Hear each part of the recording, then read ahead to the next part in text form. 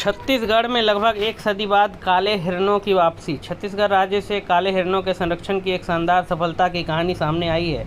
इस राज्य में एक समय यह प्रजाति विलुप्त हो गई थी, लेकिन कई प्रयासों के बाद अब राज्य में काले हिरणों की आबादी में लगातार बढ़ोतरी देखने को मिल रही है।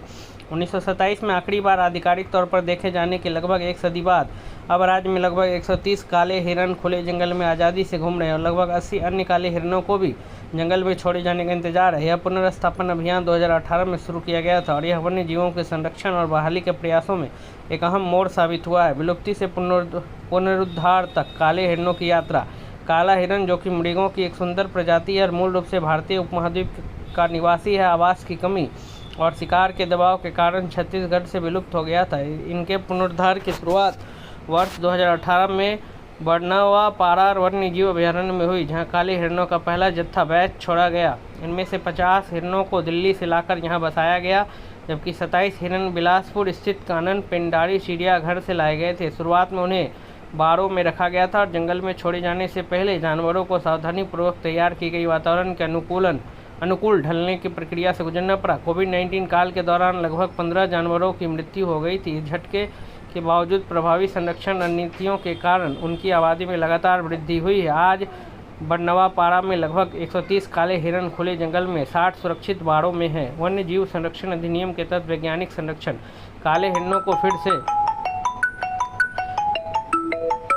बसाने का कार्यक्रम वन्य जीव संरक्षण अधिनियम 1972 के प्रावधानों के तहत चलाया गया है। यह अधिनियम काले हिरणों को फिर से बसाने का कार्यक्रम वन्य जीव संरक्षण अधिनियम 1972 के प्रावधानों के तहत चलाया गया है। यह अधिनियम एक वैज्ञानिक और नैतिक दृष्टिकोण सुनिश्चित करता है। इस प्रक्रिया में ये चीज़ें शामिल थी उनके लिए तनाव मुक्त स्थानांतरण तकनीक के साथ ही धीरे धीरे माहौल में ढलने के लिए अनुकूलन बाड़े, PTS IR कैमरों का उपयोग करके लगातार निगरानी, वन रक्षकों द्वारा रोजाना पैदल गश्त। इन प्रयासों के चलते मृत्यु दर का जोखिम कम हुआ है और जीवित रहने की दर में सुधार आया है।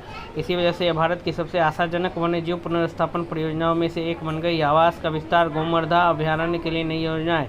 बड़नवापारा में मिली सफलता से उत्साहित होकर वन विभाग अब गोमर्धा वन्य जीव अभयारण्य में काले हिरणों का एक समूह लाने की योजना बना रहा है। इस कदम का उद्देश्य है प्रजाति के भौगोलिक विस्तार को बढ़ाना, किसी एक ही आवास पर पड़ने वाले पारिस्थितिक दबाव को कम करना, जनसंख्या की दीर्घकालिक स्थिरता को सुदृढ़ बनाना।